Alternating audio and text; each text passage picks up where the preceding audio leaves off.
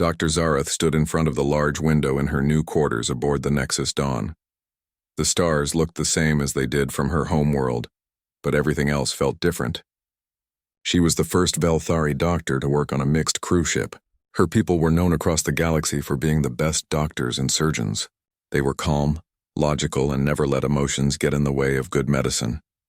Zareth looked at her reflection in the window. Her green scales caught the light from the corridor behind her. Her large yellow eyes blinked slowly. She was nervous, though she would never admit it to anyone. The humans she would work with were so different from her people. They were warm-blooded, emotional, and often made decisions based on feelings rather than facts. A soft chime sounded in her room. "Dr. Zareth, please report to the medical bay," came a voice through the ship's communication system. It was time to meet her new team. The medical bay was much larger than the ones on Velthari ships. Everything was painted in soft colors instead of the stark white she was used to. There were even some plants in the corners. Zareth thought this was strange.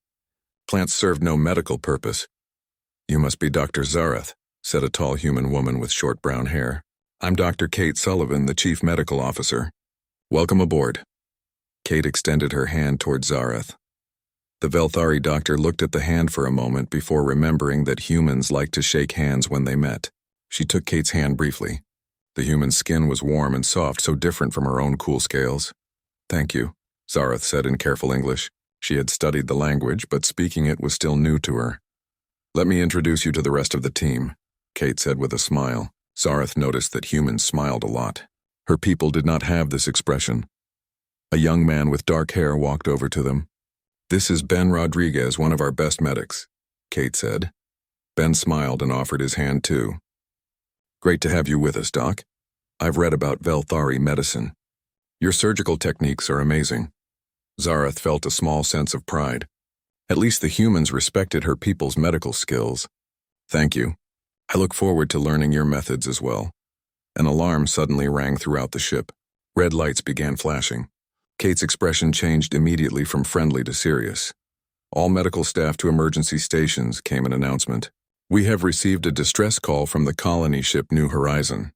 Prepare for mass casualty rescue operation." Zareth watched as the humans around her moved quickly but efficiently. Their casual friendliness disappeared, replaced by focused determination. She followed them to the emergency preparation area. Captain Lisa Carter's voice came over the ship's speakers. "The New Horizon has suffered major system failures. They have over 3,000 colonists aboard. Life support is failing. We are their only hope." Ben was already pulling on his emergency gear. "Doc, you better suit up. This is going to be a long day." Zareth quickly put on the emergency medical suit that had been prepared for her. It felt strange and bulky compared to her usual equipment. As she worked, she watched the humans prepare. They moved with purpose, but she noticed something odd. They were talking to each other constantly. "Amy, make sure we have extra blankets ready," Ben called to a blonde nurse across the room. "Got it. And I'll prepare the children's area too," Amy replied. Zareth found this confusing. Why were they worried about blankets and special areas for children? In a mass casualty situation, the only priority should be saving as many lives as possible. Comfort items were not efficient use of resources. The ship shook slightly as they docked with the damaged colony vessel. Through the medical bay's windows, Zareth could see the New Horizon. Large sections of the ship were dark. She could see small lights moving around inside, probably emergency lighting. "First group of casualties coming in," announced Jake Murphy, the human commander coordinating the rescue. The doors to the medical bay opened, and humans began carrying in injured colonists on stretchers. Zareth was immediately struck by the noise. The humans were not working in the quiet efficiency she expected. They were talking constantly. "You're going to be okay," Ben said to an unconscious man on a stretcher. "We've got you now." Zareth moved to help with the casualties. Why was Ben talking to someone who could not hear him?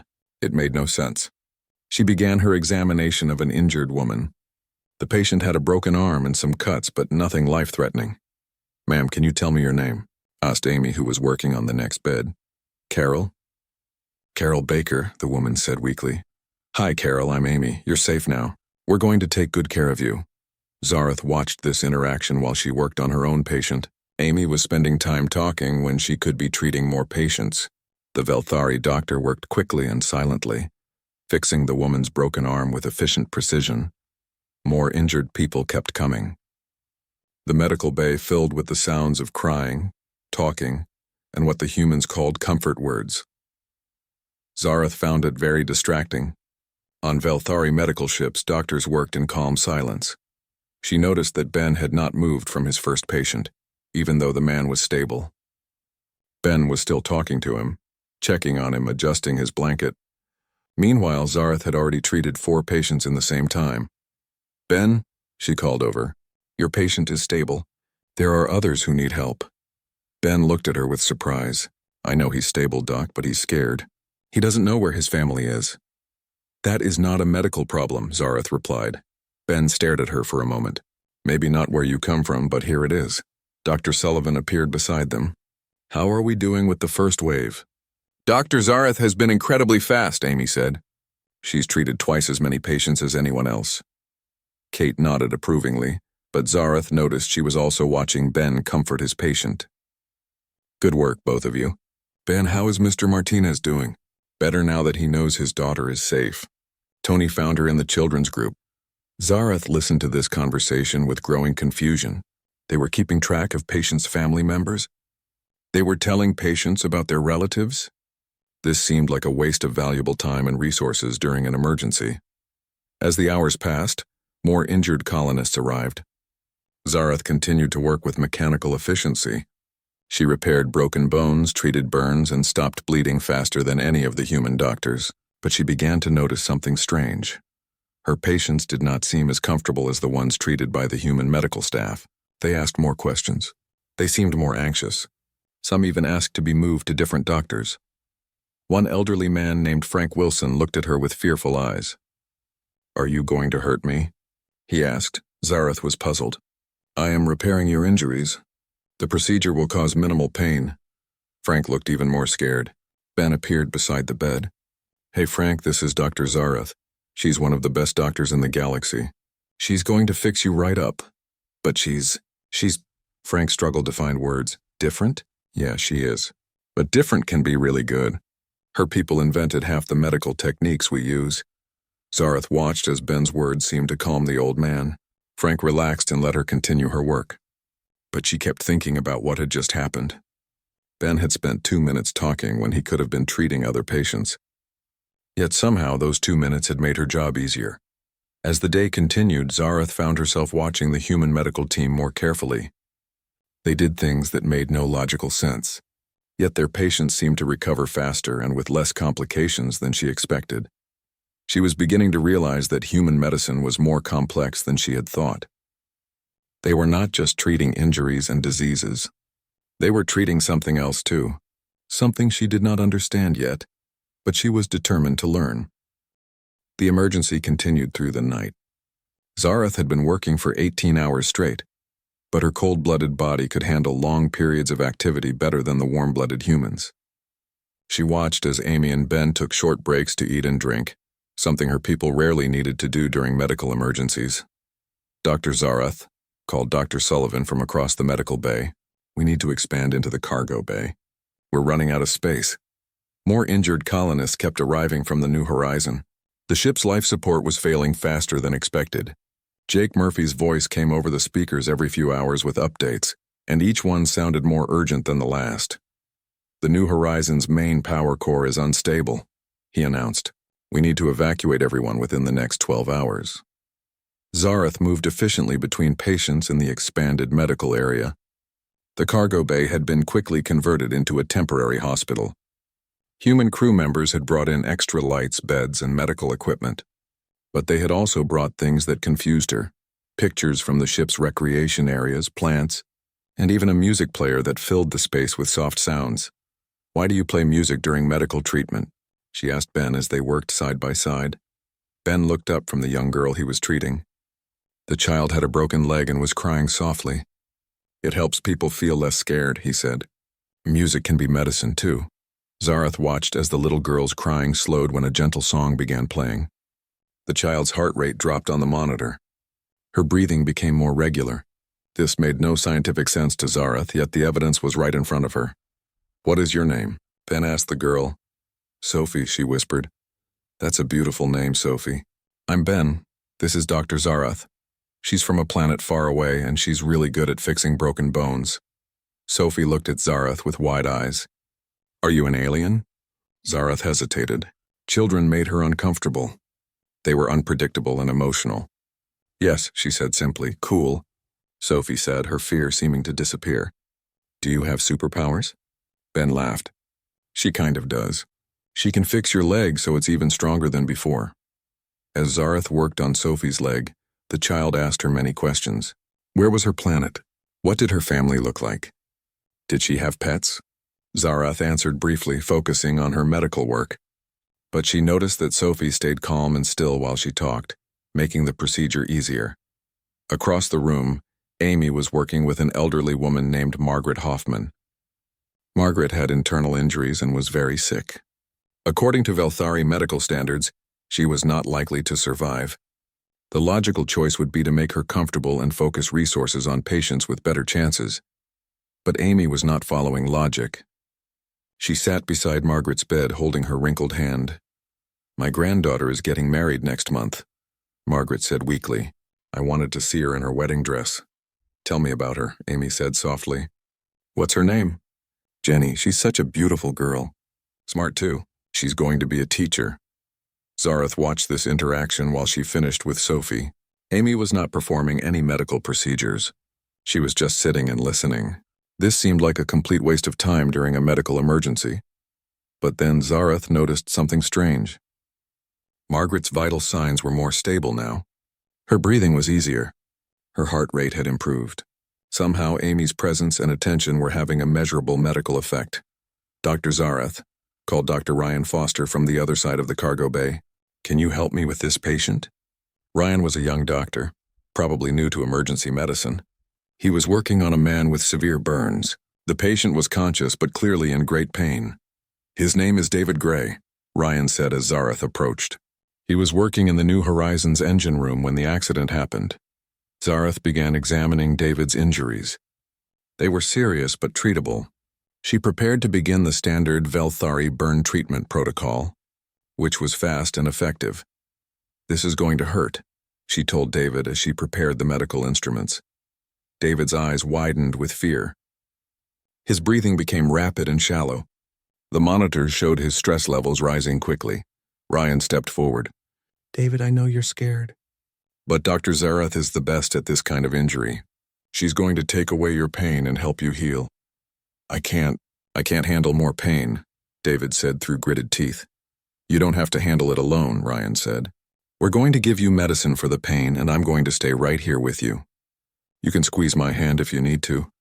Zarath watched as Ryan took David's uninjured hand. This physical contact served no medical purpose, yet David's vital signs immediately improved. His breathing slowed down. His stress levels dropped. Tell me about your family, Ryan said as Zarath began the treatment. Are they safe? My wife Lisa and my son Bobby. They were in the civilian section. Someone said they got out early. That's good news. What does Bobby like to do? As David talked about his 8-year-old son's love of spaceships and astronomy, Zarath noticed that he barely reacted to the medical procedures she was performing. He was so focused on talking about his family that he seemed to forget about his pain. The treatment that should have taken an hour with a struggling, frightened patient was completed in 30 minutes with a calm, cooperative one. Ryan's simple conversation had made Zarath's job much easier and more effective. Thank you, David said when the treatment was finished, but he was not just looking at Zarath. He was looking at Ryan too. As the night continued, Zarath began to see a pattern. The human medical staff spent time talking to patients, touching their hands, asking about their families, and providing what they called emotional support. At first, this seemed inefficient, but the results were impossible to ignore. Patients who received this extra attention healed faster. They had fewer complications. They required less pain medication. They cooperated better with treatments. Most importantly, they seemed to get better not just physically, but in ways that Zarath could not measure with her instruments. She watched Ben working with a teenage boy named Alex, who had been badly injured in the evacuation. Alex was angry and scared, refusing to let anyone touch him. I want to go back, Alex kept saying. I want to find my friends. I know you do, Ben said patiently. But right now we need to take care of these cuts on your arms. Your friends want you to be okay. You don't know anything about my friends, Alex snapped. Ben sat down beside the bed. You're right. I don't. But I know what it's like to be worried about people you care about. Tell me about them. Slowly, Alex began to talk. He told Ben about his best friend Mark, who loved to fix broken machines, about his girlfriend Sarah, who wanted to be a pilot, about how they had all been separated during the evacuation. As Alex talked, Ben quietly cleaned and bandaged his wounds. The angry teenager did not even seem to notice the medical treatment happening. He was too focused on telling Ben about the people he loved. Dr. Zareth, Amy called softly. Can you come here? Zareth walked over to Margaret's bed. The elderly woman's breathing had become very shallow. Her vital signs were failing. She's asking for her granddaughter, Amy said quietly. But Jenny is back on Earth. She can't be here. Zareth looked at the monitors. Margaret was dying. In Velthari medicine, they would make her comfortable and let her die peacefully. There was nothing more that could be done medically, but Amy was not giving up. She leaned close to Margaret and spoke softly. Margaret, can you tell me more about Jenny's wedding? What color is her dress? Margaret's eyes fluttered open. White, with tiny pearls. She looks like an angel. She sounds beautiful. I bet she gets her beauty from her grandmother. Margaret smiled weakly. She has my eyes. Blue like the sky back home. Zareth watched in amazement as Margaret's vital signs stabilized again. The conversation about her granddaughter seemed to give her strength. It was as if Amy's attention and care were acting like medicine. Can you tell Jenny something for me? Margaret whispered. Of course, Amy said. Tell her that Grandma loves her, and that I'll be watching her dance at her wedding. I promise I'll tell her, Amy said, tears forming in her eyes. Margaret squeezed Amy's hand and closed her eyes. A few minutes later she died peacefully, but Zareth realized that Amy had given her something important in those final moments. She had died knowing that someone cared about her and would remember her granddaughter. As dawn approached, the last of the colonists were evacuated from the New Horizon. The medical bay was full of sleeping patients, most of them stable and healing. Zareth looked around at the human medical staff. They were exhausted, but they were still checking on patients, adjusting blankets, and speaking quiet words of comfort. She was beginning to understand that human medicine was not just about fixing broken bodies. It was about something much more complex, something that her people had never learned to do. The humans were healing not just with their instruments and medicines, but with their voices, their touch, and their care. They were treating injuries that Zareth could not even see, injuries to the spirit and the heart. And somehow this made everything else work better too. On the third day, Zareth felt something she had never experienced before. Her vision became blurry, and her usually steady hands began to shake. She was working on a patient's wound when suddenly the medical instruments felt too heavy to hold. Dr. Zareth? Ben's voice sounded far away even though he was standing right next to her. Are you okay? Zareth tried to answer, but the words would not come. Her legs felt weak and the room began to spin around her. The last thing she remembered was Ben catching her as she fell. When she woke up, Zareth found herself lying in a medical bed. The lights had been dimmed and the room temperature was cooler than the rest of the ship. Someone had adjusted everything to make her more comfortable. Hey there, Sleeping Beauty, said a familiar voice. Ben was sitting in a chair beside her bed reading from a small tablet. How are you feeling? Zareth tried to sit up, but Ben gently placed a hand on her shoulder. Easy there, Doc, you've been asleep for 16 hours. 16 hours. Zareth was shocked. Her people did not sleep that long even when they were very tired. Your body needed it, Ben explained. Dr. Sullivan says your people need more rest than we do after working so hard. Something about cold-blooded metabolism. Zareth looked around the room. There were flowers on the table beside her bed. Real flowers, not artificial ones. A soft blanket covered her. Even though her people did not usually use blankets, someone had brought her a special heat lamp that would help her body recover faster. Who brought these things? She asked. Everyone, Ben said with a smile. Amy brought the flowers from the ship's garden. Ryan adjusted the temperature controls. Dr. Sullivan ordered the heat lamp from storage. Even some of the patients asked about you. The patients asked about me? This confused Zareth. Why would patients worry about their doctor? Of course they did. You saved a lot of lives in the past 3 days. People remember that. Ben reached for a small bag beside his chair. I brought you some food too. Dr. Sullivan looked up what your people eat and had the kitchen prepare something special. Zareth stared at the bag. No one had ever prepared special food for her before. On Velthari ships, everyone ate the same efficient nutrition pills. Why are you doing this? She asked. Ben looked surprised by the question. Because you're sick and you're our friend. This is what friends do for each other. Friend? Zareth had never had a friend before. Her people did not form emotional attachments. They worked together efficiently, but they did not develop personal relationships. Yeah, friend. You've been working beside us for 3 days. You saved lives. You're part of our team now. Dr. Sullivan appeared in the doorway. How is our patient doing? Better, Ben said. She's awake and asking questions. Kate walked over to check Zareth's vital signs. Your body temperature is back to normal and your energy levels are improving. How do you feel? Confused, Zareth answered honestly. Kate laughed. That's understandable. Being a patient is very different from being a doctor, isn't it? Zareth nodded. For the first time in her life, she was experiencing what her patients felt. She was the one lying in bed, feeling weak and uncertain. She was the one depending on others for care and comfort. I have been watching your medical procedures, Zareth said slowly. Your patients recover faster than mine. I do not understand why. Kate sat down in another chair. What do you think the difference is? You spend time talking to them. You touch their hands. You ask about their families. These things serve no medical purpose, but somehow they work. Why do you think they work? Kate asked. Zareth thought carefully before answering. I do not know. Your methods are not logical. Maybe logic isn't everything, Ben said. Maybe healing is about more than just fixing what's broken. Over the next few hours, several other crew members came to visit Zareth.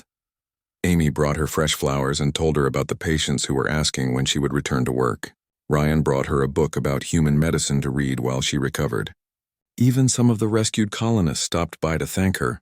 Sophie, the little girl with the broken leg, drew her a picture. It showed Zareth as a superhero with a cape, standing next to a group of smiling patients. I drew you with superpowers, Sophie explained, because you fixed my leg so good that it doesn't hurt anymore. An elderly man named Frank Wilson also visited. He was the patient who had been afraid of her on the first day. I wanted to apologize, Frank said. I was scared because you looked different. But you were kind to me even when I was rude. You were not rude, Zareth said. You were frightened. Yes, but you helped me anyway. That takes a good heart. After Frank left, Zareth lay in bed thinking about what he had said. A good heart. Her people did not talk about hearts except as organs that pumped blood. But humans seemed to think the heart was something more. That evening, Amy came to sit with her during her dinner break. Can I ask you something? Zareth said, sure, anything. Why do you hold patients' hands? What medical purpose does it serve? Amy smiled. It doesn't serve a medical purpose. It serves a human purpose. I do not understand the difference. Well, Amy said, thinking carefully about her words. When someone is sick or hurt, their body isn't the only thing that needs healing. Their mind and their spirit need healing too. Spirit? It's hard to explain. It's the part of a person that feels hope or fear, love or loneliness. When someone is in the hospital, they're often scared and alone. They're worried about their families, their future, whether they'll get better. Zareth listened carefully. And touching their hand helps with this? It lets them know they're not alone. It tells them that someone cares about what happens to them. And when people feel cared for, their bodies actually heal faster. How is that possible? We don't fully understand it either, Amy admitted. But we know it works. When people feel safe and loved, their stress levels go down. When stress goes down, the body can focus its energy on healing instead of worrying. Amy reached over and gently touched Zareth's hand. Like right now. How do you feel when I do this? Zareth was surprised by her reaction. The touch felt warm and comforting. It made her feel less alone in the big medical bay. It feels good, she said. That's what our patients feel too. And that good feeling actually helps their medicine work better. That night, Zareth could not sleep. She kept thinking about everything Amy had told her. She thought about Margaret, the elderly woman who had died while Amy held her hand. Amy could not save Margaret's life, but she had given her something else.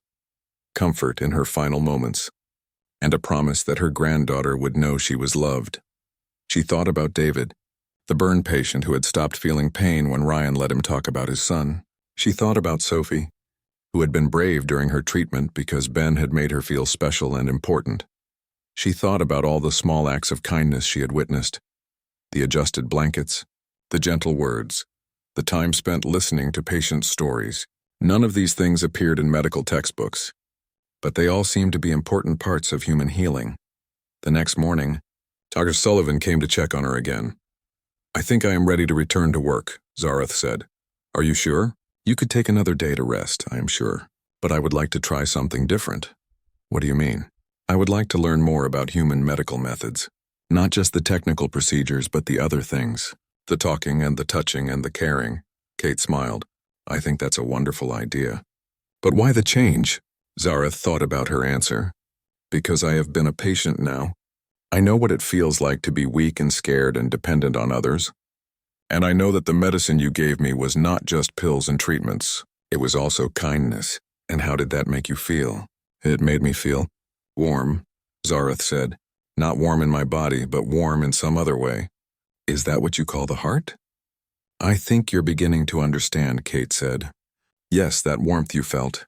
That's what we try to give all our patients." "I want to learn how to give that warmth to others," Zareth said. "I want to learn how to heal not just bodies, but hearts too."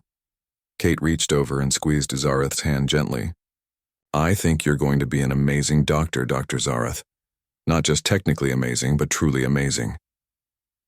As Zareth prepared to return to work, she felt different than she had before. She was still the same skilled surgeon with the same medical knowledge, but now she understood that there was more to healing than she had ever imagined.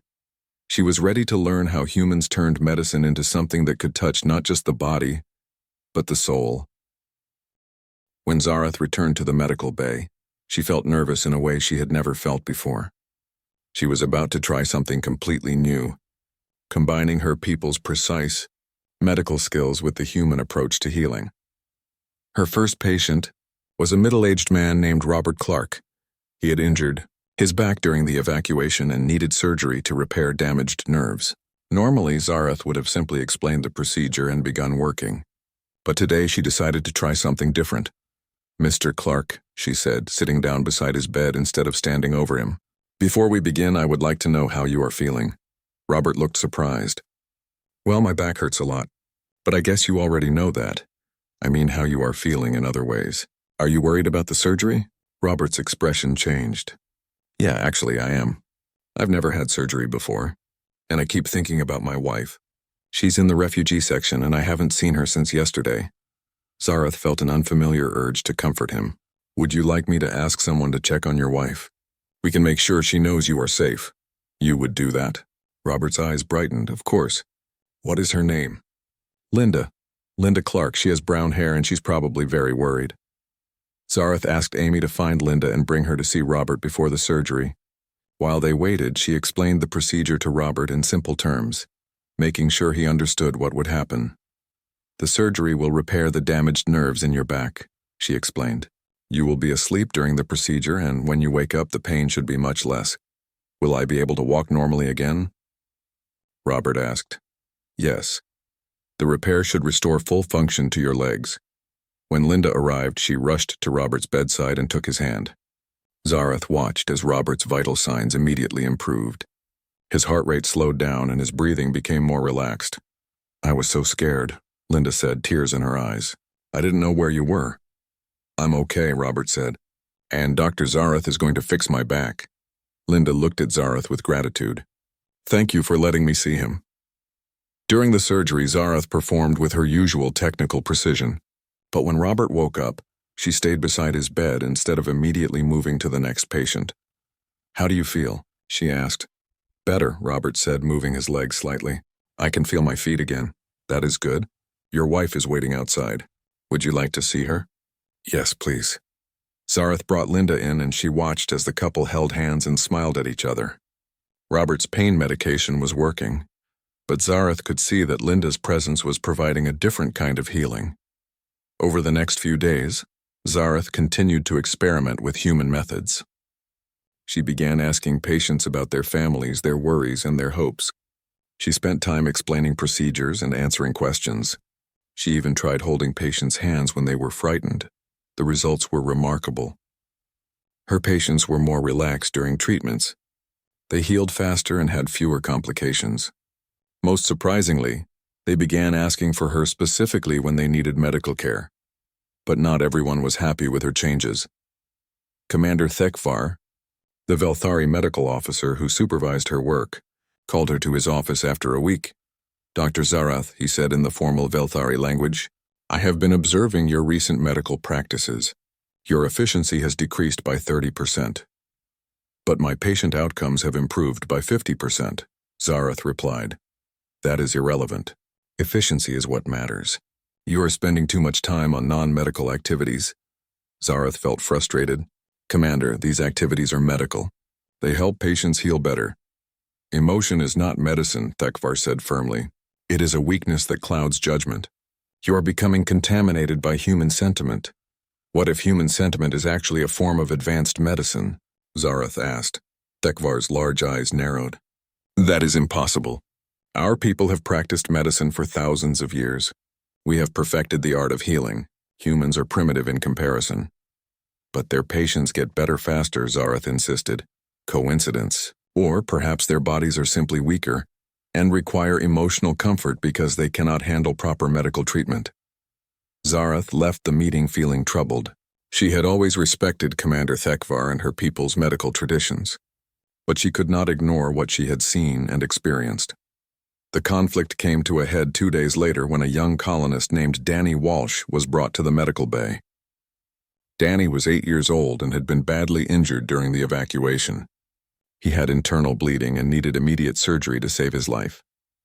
According to standard Velthari protocol, Danny's chances of survival were only 30%. Commander Thekvar recommended making him comfortable and focusing resources on patients with better odds. But Zarath had learned something about human medicine that changed everything. She had learned that hope itself could be a powerful healing tool. "I want to try the surgery," she told Dr. Sullivan. "The odds aren't good," Kate said gently. "Are you sure?" "I am sure, but I want to try something different." Zarath spoke with Danny's parents, Carol and Mike Walsh, before the surgery. They were terrified and had been told by another doctor that Danny might not survive. "I want you to know that I will do everything possible to save your son," Zarath told them, "and after the surgery your love and presence will be part of his medicine." "What do you mean?" Carol asked. "I have learned that when children know their parents love them and are nearby, their bodies fight harder to get better. Your love is as important as any medicine I can give him." During the surgery, Zarath worked with perfect precision, but she also did something she had never done before. She talked to Danny even though he was unconscious. "Danny, your parents are waiting for you," she said as she worked. "They love you very much. Your father told me you like to build model rockets. When you get better, he wants to help you build a new one." Ben, who was assisting with the surgery, looked surprised but said nothing. The surgery was successful, but Danny's recovery would be difficult. When he woke up, he was in pain and scared. Commander Thekvar wanted to sedate him heavily and minimize disturbance, but Zarath had a different idea. She brought Danny's parents to his bedside and encouraged them to talk to him, hold his hand, and tell him stories. "Tell me about the rockets," she said to Mike. Mike began describing the model rockets he and Danny built together. As he talked, Danny's vital signs improved. His pain seemed to lessen, and he began responding better to treatment. Over the next 3 days, Zarath spent as much time with Danny as she could. She learned about his favorite foods, his pet hamster named Rocket, and his dream of becoming an astronaut. She encouraged his parents to stay with him and talk about all the things they would do when he got better. Danny's recovery was faster than anyone expected. Within a week, he was sitting up in bed eating solid food and asking when he could go home. Commander Thekvar was not pleased. "Your methods are unscientific," he told Zarath. "You cannot prove that emotional care contributed to the patient's recovery." "I cannot prove it scientifically," Zarath agreed, "but I can see it. I can measure it in his vital signs, his healing rate, and his response to treatment. You are allowing human emotion to compromise your medical judgment." "What if human emotion is not a compromise? What if it is an enhancement?" Thekvar stared at her for a long moment. "You are no longer thinking like a Velthari, Dr. Zarath. That is dangerous. Maybe it is not dangerous, Zareth said. Maybe it is evolution. That night, Zareth sat in the medical bay looking at Danny as he slept peacefully beside his parents. His recovery had been remarkable, and she knew that her people's technical skills combined with human emotional care had made the difference. She thought about what Commander Thekvar had said. Was she still thinking like a Velthari? Or was she becoming something new? A bridge between two different approaches to healing? Amy found her there an hour later. Thinking deep thoughts? Amy asked, sitting down beside her. I am thinking about who I am becoming, Zareth said. And who is that? I am not sure. I'm still Velthari, but I am also learning to be something else. Something that combines the best of both our peoples. Amy smiled. I think that sounds wonderful. The galaxy needs doctors who can heal both bodies and hearts. But my people think I am becoming weak and emotional. Are you becoming emotional? Amy asked. Zareth thought about this carefully. Yes, I think I am. I feel happiness when patients recover. I feel sadness when they are in pain. I feel love for the work I do. And does that make you a worse doctor? No, Zareth said with certainty. It makes me a better one. Then your people are wrong, Amy said simply. Emotion isn't weakness. It's strength. It's what makes healing more than just fixing broken parts. As they sat together in the quiet medical bay, Zareth realized that she had found something her people had never discovered. She had found a way to heal not just with her hands and her knowledge, but with her heart. And she was never going back to the old way again. 3 weeks after the New Horizon rescue, the Nexus Dawn received another emergency call. This time, it was not a rescue mission. It was an exploration accident. Captain Lisa Carter had led a small team to investigate an unknown alien structure on a distant planet. Something had gone wrong. Medical team to the shuttle bay, came the urgent announcement. Captain Carter has been critically injured. Zareth ran alongside Ben and Amy toward the shuttle bay. Her heart, a word she now understood in both medical and emotional terms, was beating fast with worry. Captain Carter was not just the ship's leader. She had become someone Zareth respected and cared about. The shuttle landed with emergency lights flashing. Jake Murphy and 2 other crew members carried Captain Carter on a stretcher. She was unconscious and her injuries looked severe. What happened? Dr. Sullivan asked as they rushed toward the medical bay. The alien structure collapsed, Jake said, his voice tight with worry. A support beam fell on her. She's been unconscious for 2 hours. In the medical bay, Zareth quickly scanned Captain Carter's injuries. The beam had caused internal bleeding, broken ribs, and severe head trauma. According to Velthari medical calculations, her chances of survival were less than 20%. Commander Thekvar arrived and examined the readings. The injuries are too extensive, he said in Velthari. We should make her comfortable and focus our resources elsewhere. No, Zareth said firmly in English. We are going to save her. Dr. Zareth, Thekvar said coldly. You are allowing emotion to cloud your medical judgment. The logical choice is clear. But Zareth had learned something important about human medicine. Logic was not the only tool that mattered. Sometimes hope and determination could change the impossible into the possible. Commander, she said, still speaking English so the human crew could understand, I have observed that human patients respond to more than just medical treatment. They respond to the belief that they will survive. Superstition, Thekvar replied. Dr. Sullivan stepped forward.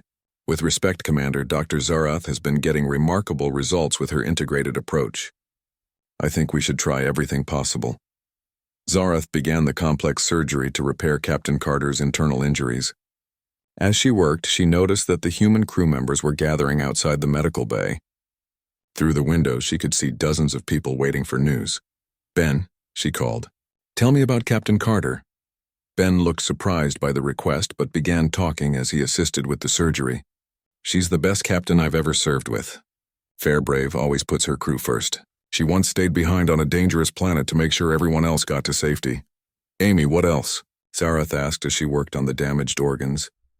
She remembers everyone's birthday, Amy said. And she knows the names of all 800 crew members on this ship. She cares about each person individually. As the surgery continued, other crew members shared stories about Captain Carter. Ryan told about how she had visited him in the medical bay when he was sick with alien flu. Tony spoke about how she had helped his family relocate when his father lost his job. Zareth listened to these stories as she worked. But more importantly, she repeated them to Captain Carter, even though the captain was unconscious. "Captain," she said as she repaired a damaged blood vessel, "your crew is here waiting for you. They are telling me how much you mean to them. Ben says you are the best captain he has ever served with." Commander Tekvar watched this with disapproval. "Talking to an unconscious patient serves no purpose," he said. "How do you know?" Zareth asked. "Have you ever tried it?" The surgery took 8 hours. Zareth repaired the internal bleeding, stabilized the broken ribs, and reduced the swelling in Captain Carter's brain. Technically, the surgery was successful, but Captain Carter remained unconscious. "The medical procedures are complete," Commander Tekvar announced. "Now we wait to see if she survives." But Zareth was not finished. She had learned that human healing involved more than successful surgery. "Jake," she called to the first officer, "I want you to talk to her." "She can't hear me," Jake said sadly. "How do you know?" "Human medicine teaches that unconscious patients can sometimes hear voices. Your voice might help her find her way back." Jake sat beside Captain Carter's bed and took her hand. "Hey, Captain.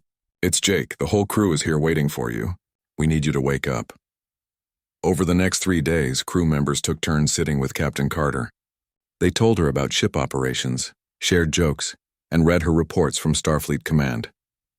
They brought her favorite coffee and placed it beside her bed so she could smell it. They played her favorite music softly in the background. Commander Tekvar called this primitive ritual behavior, but Zareth noticed that Captain Carter's vital signs were more stable when people were talking to her.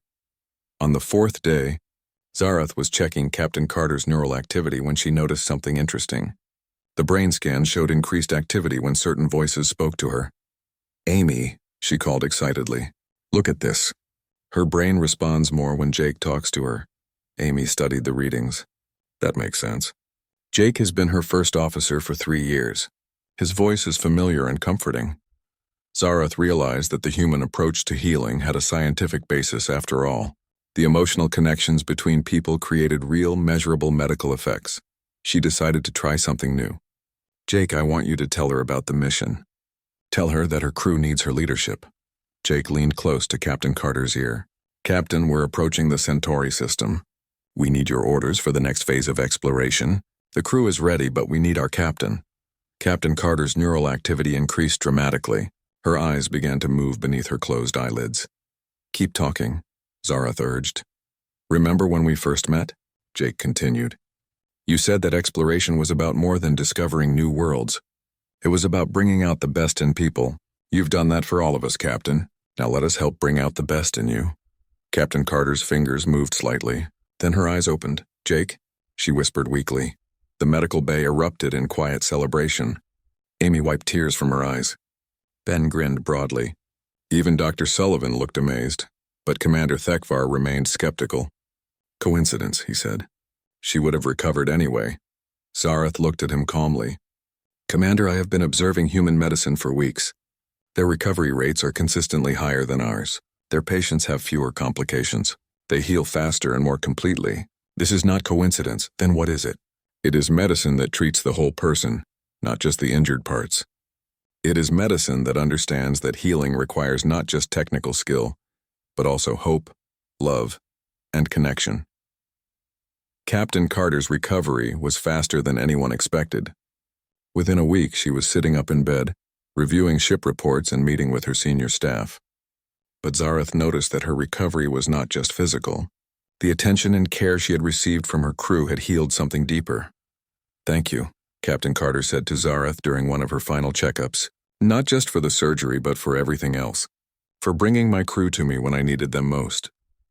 "I learned from watching your people," Zareth replied. "You taught me that healing is about more than fixing what is broken. What will you do with this knowledge?" Zareth had been thinking about this question for days. "I want to continue learning. I want to teach other Velthari doctors what I have discovered. I want to create a new kind of medicine that combines the best of both our peoples." A month later, Zareth stood in her redesigned medical office. The stark white walls had been painted in soft colors. Plants grew in containers near the windows. Comfortable chairs had been placed beside each bed for family members. A music player provided gentle background sounds. But the most important change was not visible. It was the change in how medicine was practiced there. Commander Tekvar had returned to the Velthari homeworld, still convinced that emotions had no place in medicine. But Zarath had been promoted to Chief of Integrated Medicine, a new position created specifically for her. Her first patient in her new role was a young Velthari officer named Kethri, who had been injured in an accident. Like most of her people, Kethri expected efficient, emotionless treatment. The injury to your arm will require surgery, Zarath explained, sitting beside Kethri's bed instead of standing over her. Proceed with the surgery, Kethri said formally. Before we begin, I would like to know how you are feeling about the procedure. Kethri looked confused. Feeling? I am experiencing pain in my arm. That is why I require medical attention. I mean, are you worried or frightened? Velthari do not experience fear during medical procedures. Zarath smiled gently. I used to believe that too. But I have learned that acknowledging our feelings can actually help us heal better. Over the next hour, Zarath slowly drew Kethri into conversation. She learned that the young officer was worried about returning to duty, concerned about disappointing her family, and frightened that her injury might end her career. These concerns are natural, Zarath said, and talking about them can help your body focus on healing instead of worrying. The surgery was successful, and Kethri's recovery was remarkably fast. More importantly, she seemed different afterward, more relaxed, more